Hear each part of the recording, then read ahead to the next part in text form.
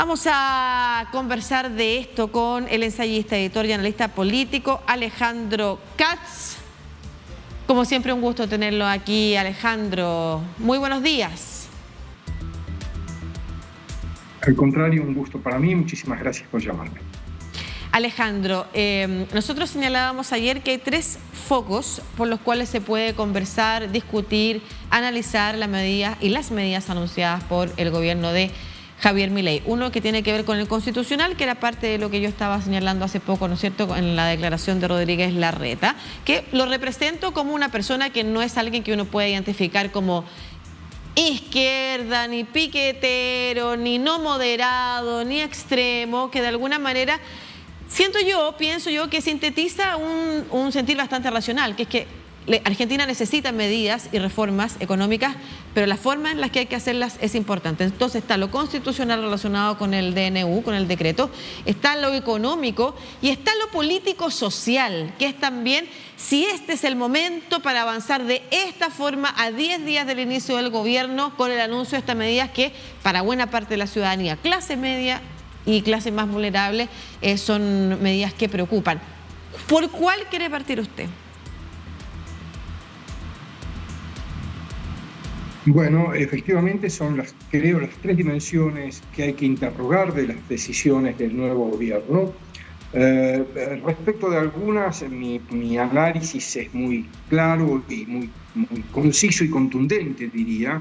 Creo que desde el punto de vista institucional se está cometiendo un error muy serio. Más allá de las dimensiones estratégicas que señala también Rodríguez Larreta y que comparto, una reforma que se hace por decreto puede ser revertida por decreto y eso reforzaría la pendularidad argentina, la ya tradicional forma de que un gobierno promercado introduzca cambios, que un gobierno estatista revierta e introduzca a su vez políticas que en el turno siguiente serán anuladas, y eso hace que la Argentina esté estancada, bloqueada desde hace muchas décadas. Por tanto, hay una dimensión estratégica, pero una dimensión que no es estratégica, que diría principios. El Estado argentino sin duda es un Estado que ha sido colonizado por grupos de interés de toda naturaleza, y como parte del Estado, el Parlamento también ha estado colonizado y muchas de las leyes que ha sancionado lo ha hecho a favor de determinados intereses. Pero a pesar de eso, el Parlamento sigue siendo el ámbito para la promulgación y la derogación de leyes. No es posible aceptar que el presidente, cualquiera que fuera, con un solo decreto derogue 300 leyes que de algún modo expresan una historia de negociaciones, una historia de argumentaciones, una historia de preocupaciones de la sociedad que se han expresado en la sanción parlamentaria de esas leyes. No se ha concedido al presidente la posibilidad de decidir que una historia legislativa tan larga y en algunos casos tan rica y productiva puede ser concluida a sola firma y por decisión de un pequeño grupo de personas. Esto es muy serio desde el punto de vista institucional. Había quienes antes de las elecciones señalábamos ya la posibilidad de que hubiera rasgos cesaristas en Javier Milei, rasgos autoritarios, una propensión a pasar por encima del equilibrio de poderes y de las reglas constitucionales, y este decreto va en ese sentido y esto es un motivo de preocupación. Sí. Desde el punto de vista económico, es inevitable introducir reformas en la estructura económica argentina. Es imprescindible hacerlo y muchas de esas reformas son reformas muy profundas y en algunos casos serán sin duda dolorosas en términos de provocar cierto tipo de daño social. Ahora, yo me estoy formulando una pregunta para la que todavía no tengo una respuesta clara, pero diría, en un paquete de declaración de derogación de 300 leyes, una pregunta que hay que hacerse es ¿de dónde a dónde va a viajar el dinero a partir de esto? Porque cada una de estas leyes derogadas implicaba una serie de regulaciones sobre la actividad económica, y derogarlas supone cambiar el sentido que estaba implícito en la regulación. Entonces, El sistema de medicina en Argentina se divide en tres partes, uno provisto por el Estado, de acceso universal y gratuito, uno provisto por las obras sociales, que son sistemas de cobertura de salud de los sindicatos, que como ustedes saben son muy poderosos en la Argentina, y un tercer sistema es lo que se conoce como medicina prepaga, que es una especie de seguro de salud, pero con una cartera de prestadores cerrada. No es como en Estados Unidos, que se paga un seguro y el seguro reintegra los gastos en los que el usuario incurre, sino que son empresas que tienen sus prestadores y el afiliado a la empresa se atiende en esos prestadores. Una de las cosas que hace el decreto es regular el precio de los sistemas de salud, que van a incrementarse posiblemente un 50%, muy por encima de la inflación.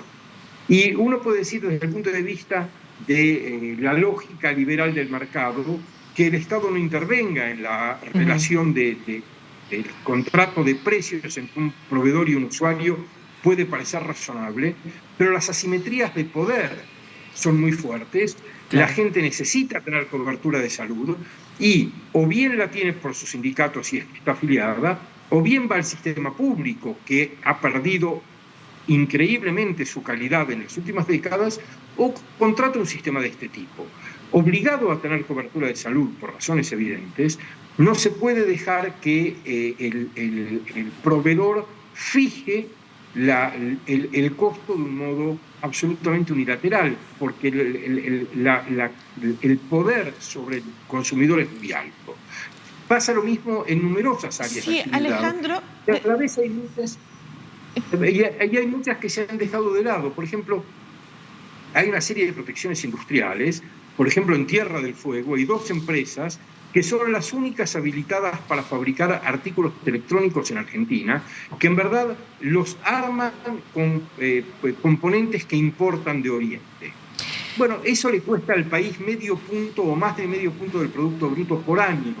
Y eso no se afecta en el decreto. Sí, quiero decir, Alejandro, no es una desregulación. Claro, sí, perdón. Es que lo que usted está expresando es uno de los problemas que tiene un decreto, que es un decreto que aborda todas estas regulaciones y que es la discrecionalidad con la que se juntan y que no permite, además, si es mediante el decreto, entonces poder analizar, además que no hay jurisprudencia que permita saber entonces si se pueden analizar por separado o todas juntas. Es parte de los vacíos que deja el reglamento del 2006 con el que se regula precisamente la reforma constitucional que pone el DNU como rango, que le da rango constitucional. No se puede saber si entonces, y lo que se observa es que se tienen que aceptar o rechazar como un paquete. Esa discrecionalidad es parte del cuestionamiento. O sea, ¿por qué unas, o como decía nuestro informe, algunos destacados abogados constitucionalistas, cuál era la urgencia de poner lo de las sociedades anónimas de fútbol, por ejemplo, acá? Y ahí no hay ninguna urgencia. Claro, y ahí yo entiendo además el cuestionamiento respecto de, y quiero que nos vayamos al otro foco, que es el político-social. Para parte de la ciudadanía decir, bueno, entonces van a venir otros si se van a quedar con esto. O sea, si el problema era que la casta le robaba al pueblo, bueno, parece que va a venir otra casta a quedarse con esto porque tiene el dinero para comprarse Argentina, básicamente. Es como la privatización de las empresas, las tierras, la ley de fuego, en fin, un montón de cosas que tienen que ver con eso que se están poniendo hoy en cuestión. Y ahí la pregunta que le quiero hacer. A 10 días de haberse iniciado el gobierno, ¿cuál es el riesgo que se corre con haber hecho este anuncio que ya tiene a menos de 2 semanas a mucha gente, no solamente en la calle, sino que también cuestionando los mecanismos, queriendo algunos de ellos impulsar algunas reformas y teniendo una visión cercana? Entonces, desde lo político y social, ¿qué recomendación se le puede dar al gobierno de Javier Milei para que efectivamente esto, que es una legítima aspiración ideológica, política, se transforme en algo que tenga durabilidad en el tiempo y que tenga además lealtad ciudadana, adhesión ciudadana? Bueno, efectivamente es muy difícil que tenga adhesión ciudadana en el largo plazo un decreto cuyos componentes son muy diversos y sobre los cuales es difícil tener un argumento único. El gobierno ampara ese decreto en la necesidad de reformas y modernización del sistema económico argentino, pero adentro de eso cuela una cantidad de cosas muy diversas que van a provocar reacciones también muy diferentes en distintos sectores. Ahora, es evidente que hay una parte de la ciudadanía que está comenzando a manifestarse contra el decreto y contra los anuncios de política económica. Yo creo que en este momento eso no va a tener efecto sobre las decisiones del gobierno. Creo que quienes se manifiestan van a ser catalogados de kirchneristas, van a ser acusados de obstruir las decisiones de un gobierno que recién inaugura su mandato con un apoyo popular importante, aunque obtenido en el balotaje y no en la primera vuelta. Van a ser descalificados, y también es cierto que son manifestaciones espontáneas que difícilmente puedan ser convertidas en manifestaciones políticas, porque la oposición está muy desprestigiada, muy descalificada, y por tanto no tiene capacidad de ponerse al frente de esa protesta. Y si la protesta no encuentra un cauce político, terminará por desvanecerse, a menos que se haga tan masiva como para preocupar al gobierno. Entonces podríamos decir que estratégicamente, Alejandro, quizás es una buena forma, al tiro, de inmediato, cuando la oposición está, como usted señala, no solamente descalificada por la ciudadanía después de unas elecciones que pierde rotundamente, además con poca credibilidad respecto de lo que ha pasado en los últimos años, pero además fragmentada, puede ser estratégicamente muy inteligente hacerlo ahora, cuando, digamos, la ofensiva rival está en el suelo. Pero, ¿cuál es la advertencia o qué usted puede prever en el mediano plazo para la Argentina desde un punto de vista político y social? A ver, yo veo por un lado un riesgo de creciente autoritarismo del gobierno. Tendrá que dar pruebas de fe democrática. Es un gobierno que parte con un vicio de origen respecto de su confianza en las instituciones democráticas, y las primeras medidas y los primeros discursos, la comparecencia de Milei de espaldas a la Asamblea Legislativa el día de su asunción, y lo hemos comentado aquí, la prohibición a la prensa de dar testimonio de la jura de los ministros del gabinete y un decreto de esta naturaleza alimentan esos temores. Por tanto, allí hay un riesgo. Evidentemente, uno tiende a creer que la sociedad argentina tiene reservas democráticas suficientemente firmes como para evitar un avance autoritario, pero la historia reciente nos enseña que muchas sociedades a las que les atribuíamos esas mismas reservas democráticas, en momentos de crisis las abandonan a cambio de una promesa de difícil cumplimiento, pero que enciende la ilusión. Yo creo que el gobierno va a jugar al límite de lo posible para profundizar todo lo que pueda en los primeros meses, y que cuando la sociedad y la dirigencia política opositora reaccionen, se encuentren ante hechos consumados, se encuentren ante decisiones que ya han comenzado a producir efecto, y una vez más será una cuestión de tiempo ver si esas reformas consiguen hacer prosperar a la sociedad argentina y por tanto encuentran un consenso ex post, o si una vez más se trata de reformas que significan básicamente transferencia de riquezas, de recursos y de poder de abajo hacia arriba, y eso va a provocar en el mediano plazo una situación de crisis social que va a llevar a la crisis de gobernabilidad y que va a reponer un gobierno de signo contrario y de destino igualmente incierto, y de políticas también de signo contrario, pero también nocivas para un desarrollo económico sostenible, inclusivo y modernizador de la Argentina, que es lo que Argentina no consigue hacer hace medio siglo. Claro, efectivamente hay muchas. Primero, hay buenas intenciones para la Argentina, hay muy buenos anhelos para un país además que es muy querido, que tiene una sociedad muy rica desde distintos puntos de vista, tanto de su historia democrática, como usted decía, su profundidad cultural, en fin, una serie de cosas que uno admira y valora desde países vecinos incluso, pero también desde otras partes del mundo. Argentina es un gran país al que se le desean efectivamente que se pueda avanzar en las medidas necesarias para revertir los vicios que el Estado, la economía, una élite venía mostrando en desmedro de la mayoría de la ciudadanía. El problema es que lo habíamos conversado y usted lo retoma aquí.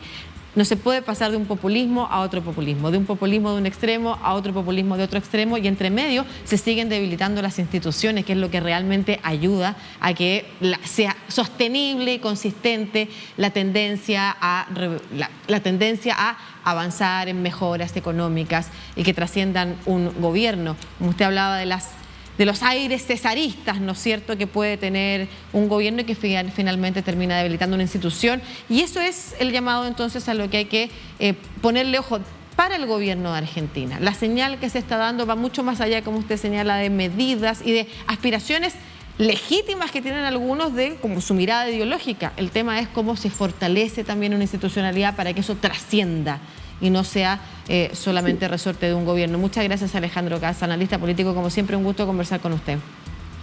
Muchísimas gracias por llamada, siempre un gusto. Que pase una buena fiesta. Igualmente, muchas felicidades para todos.